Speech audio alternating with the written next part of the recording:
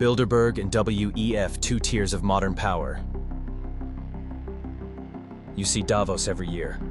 You hear about the WEF almost every day. Reports, slogans, sustainable future, global transformation. Everything is public. But throughout human history, no major power structure has ever begun on the stage. It always begins behind closed doors. The question is not, does the WEF have influence? The real question is, if Davos is where ideas are announced, where were those ideas formed? Today, we are not talking about conspiracy theories. We are talking about structure. Two tiers of the same ecosystem of power. One tier that rarely speaks. One tier that speaks very loudly. 1.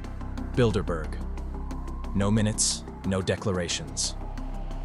The Bilderberg Group was founded in 1954. No live stream, no independent press access, no public minutes. Only secured hotels, state-level security. Guest lists including heads of state, ministers, central bankers, CEOs, and major media leaders. They do not deny their existence, but they do not disclose detailed discussions. No voting records, no official resolutions, no joint declarations. So what happens there? The most uncomfortable and most reasonable answer is this: they do not write policy. They exchange frameworks of thought within which future policy will later be born. When some of the most powerful individuals in the world listen to the same analyses, review the same risk assessments, and share the same strategic concerns, they do not need to issue commands to one another. They only need to understand the world in the same way. 2. Synchronization of thinking. If there truly were a shadow government in the cinematic sense, it would leave traces, orders, documents, signatures, and therefore, it would eventually be exposed. But modern power does not operate through overt command.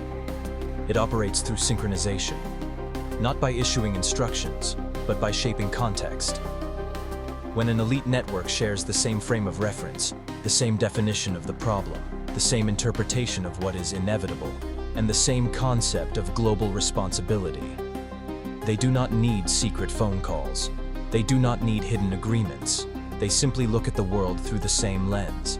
And from that lens, the same reasonable decisions naturally emerge. One country tightens policy, another follows. One central bank adjusts direction, others move in parallel. Not because of orders, but because they are reacting within the same cognitive architecture. That is the subtle point. When perception is synchronized, action does not need coordination. It becomes phase-aligned. No conspiracy required, only a shared framework of understanding. And once the framework is agreed upon, alternative directions slowly disappear from the table of discussion. 3. WEF, the stage of discourse. The World Economic Forum is entirely public. Davos, cameras, white papers, strategic reports, light, panels, statements quoted worldwide. If Bilderberg is where people think, the WEF is where people speak.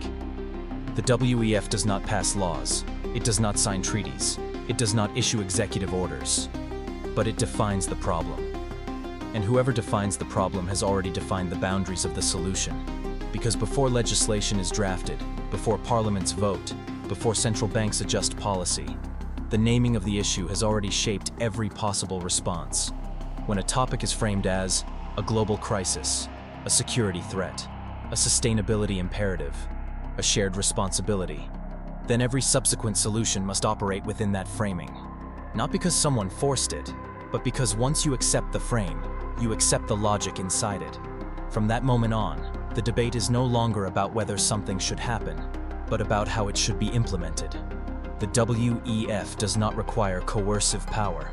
It creates a discursive space in which certain directions feel natural, and others never make it onto the stage. And when an idea is repeated often enough, presented by enough leaders, packaged in scientific and moral language, it stops being a proposal. It becomes inevitable. That is the power of discourse, not loud, but pervasive. And when the audience applauds, the world has already begun to shift. 4. Real power. Control of perception. Bilderberg does not issue laws. The WEF does not sign decrees. Yet their power does not reside in documents. It resides in framing. When influential actors reach agreement on what is reasonable before the public conversation even begins, the borders of debate have already been drawn. You may debate speed, but not direction. You may choose between option A or B, but both A and B exist within the same underlying paradigm. And this is the most subtle layer. You are not forbidden from speaking. You are simply exposed to a narrow spectrum of explanations considered legitimate. Everything outside that spectrum, labeled extreme, unrealistic, unscientific, conspiratorial. And when you begin to hesitate before expressing a thought outside the frame, the system no longer needs to intervene. No overt repression required. Only the shaping of how reality is interpreted. In the modern era, whoever controls the definition of the problem does not need to control the outcome. The outcome will align itself. 5. The flow of an idea. Observe the sequence. Bilderberg, to where the limits of what can be thought are formed. WEF, to where the limits of what can be said are articulated. Governments and financial institutions arrow where it becomes policy. Media arrow where it becomes normal. No invisible hand is necessary. Only an elite network sharing the same interpretation of reality. And by the time public debate begins, the framework is already in place. Final. Quiet awareness. This video is not claiming that a small group of individuals push buttons and control the world. That narrative is too simple. The colder truth is this. The world is shaped by assumptions you were never asked to examine. Freedom does not begin with overthrowing anyone. It begins when you see the frame, when you realize that what appears self-evident is a constructed reference system. What is presented as the only realistic path is often one interpretation among many.